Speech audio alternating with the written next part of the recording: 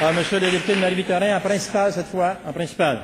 Monsieur le Président, le 4 février dernier, la Commission canadienne de la sûreté nucléaire a annoncé qu'elle autorisait le transport de déchets radioactifs sur le Saint-Laurent, un précédent dangereux.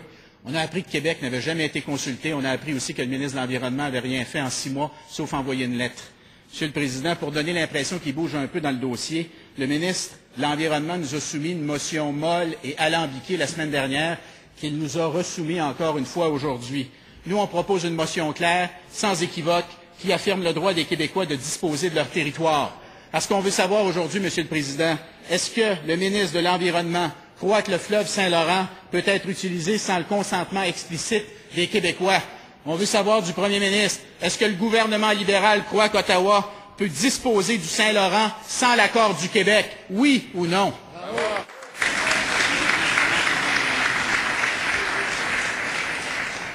Monsieur le ministre du Développement durable, de l'Environnement et des Parcs. Monsieur le Président, pour nous, l'environnement et la sécurité de la population, ce sont nos priorités actuellement. Pour eux, encore une fois, la priorité, c'est de faire la promotion de la souveraineté du Québec, Monsieur le Président.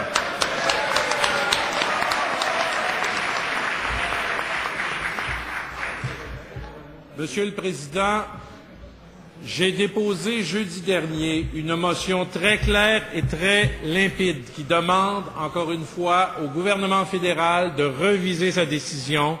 Elle demande également, de façon très claire, qu'il s'assure que le gouvernement du Québec soit toujours consulté pour toutes les décisions qui concernent le transport de combustibles nucléaires et de matières résiduelles, Monsieur le Président. On travaille donc de concert. Il me semble qu'on pourrait, Monsieur le Président, parler d'une seule voix aujourd'hui à l'Assemblée nationale sur ces questions-là et laisser, Monsieur le Président, les débats partisans. Et en terminant, Monsieur le Président, j'aimerais vous informer que la Commission canadienne de sûreté nucléaire viendra ici à Québec dans les bureaux de mon ministère pour expliquer ses choix, Monsieur le Président.